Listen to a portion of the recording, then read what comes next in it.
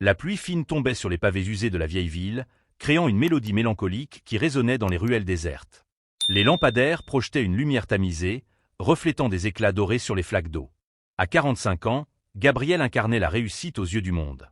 Son costume sur mesure, sa montre suisse en or blanc et sa démarche assuraient témoigner de son statut.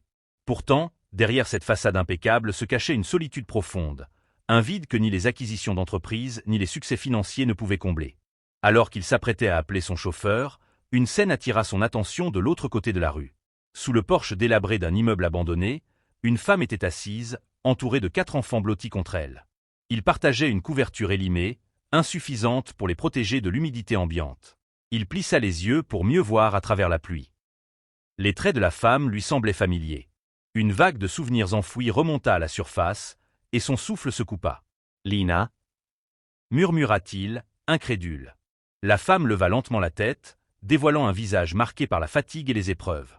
Ses yeux, autrefois pétillants de vie, reflétaient désormais une tristesse profonde. Elle le reconnut instantanément. « Gabriel » répondit-elle d'une voix tremblante. Les 4 enfants, aux boucles blondes identiques, observaient l'échange avec curiosité et méfiance. L'un d'eux se cacha derrière sa mère, tandis que les autres restaient figés, serrant la couverture autour d'eux. Gabriel s'approcha prudemment, son esprit envahi par une multitude de questions. Il s'accroupit à leur niveau, cherchant à établir un contact visuel avec Lina. « Ce sont mes enfants » demanda-t-il, la voix nouée. Lina hocha la tête, les larmes coulant silencieusement sur ses joues creusées. « Je ne voulais pas que tu les voies ainsi, Gabriel. Je voulais leur offrir une vie meilleure, mais la vie en a décidé autrement. » Gabriel sentit une douleur lancinante envahir sa poitrine. Les souvenirs de leur relation passaient défilaient devant ses yeux. Leur rencontre passionnée, les promesses échangées, puis les disputes, les absences répétées, et finalement la séparation. Il se souvenait particulièrement de ce jour où Lina lui avait annoncé sa grossesse, et de sa réaction distante, préoccupée par une fusion d'entreprises imminente. Il retira son manteau et le posa délicatement sur les épaules de Lina, puis enleva sa veste pour couvrir les enfants.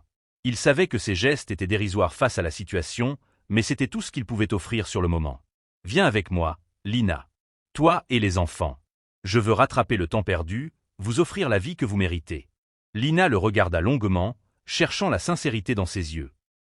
Les années d'absence avaient creusé un fossé entre eux, mais au fond d'elle, une lueur d'espoir persistait. « D'accord, Gabriel. Mais promets-moi que cette fois, tu seras présent. Pas seulement financièrement, mais réellement présent pour eux. Je te le promets, Lina. Je ferai tout pour me racheter. » Gabriel les conduisit jusqu'à sa voiture, où son chauffeur les attendait. Pendant le trajet vers sa résidence luxueuse, il observa les enfants s'endormir, épuisés, sur les genoux de leur mère. Il réalisa à quel point il avait manqué des moments précieux de leur vie. Les jours suivants furent consacrés à installer Lina et les enfants dans leur nouvelle maison. Gabriel engagea des précepteurs pour les éduquer, des médecins pour s'assurer de leur santé, et des conseillers pour aider Lina à se réinsérer professionnellement. Mais malgré tout cela, il savait que l'argent ne suffirait pas à combler le vide émotionnel qu'il avait laissé. Il prit alors la décision de réduire ses heures de travail, déléguant davantage à ses associés. Chaque soir, il rentrait à la maison pour dîner en famille, écoutant avec attention les récits de la journée de chacun. Il apprit à connaître ses enfants, Léo, le rêveur passionné de littérature, Liam, l'artiste en herbe toujours un crayon à la main, Laurie, le scientifique curieux posant 1000 questions, et Lucie, la petite dernière, pleine de vie et de malice. Avec le temps, une routine s'installa. Les rires résonnaient à nouveau dans la demeure autrefois silencieuse. Gabriel redécouvrait les joies simples de la paternité, aider Léo à construire une cabane dans le jardin, admirer les dessins de Liam accrochés sur le réfrigérateur, répondre aux questions insolites de Laurie lors des promenades, et jouer à cache-cache avec Lucie dans les couloirs de la maison. Lina, de son côté, reprenait goût à la vie. Elle s'inscrivit à des cours de peinture, renouant avec une passion qu'elle avait mise de côté. Gabriel l'encourageait, admirant ses toiles qui illuminaient désormais les murs de leur foyer. Un soir, alors qu'ils étaient assis sur la terrasse, regardant les enfants jouer sous les étoiles, Lina prit la main de Gabriel. « Merci, Gabriel. Pour tout. Je sais que ce n'était pas facile pour toi de changer de vie ainsi. C'est moi qui te remercie, Lina. Tu m'as offert une seconde chance, et je compte bien en être digne. » Ils restèrent là, en silence, profitant de l'instant présent, conscients de la fragilité du bonheur retrouvé. Les années passèrent, et la famille de La Roche devint un exemple de résilience et d'amour retrouvé. Gabriel, bien que toujours à la tête de son entreprise, avait trouvé un équilibre entre sa carrière et sa vie personnelle.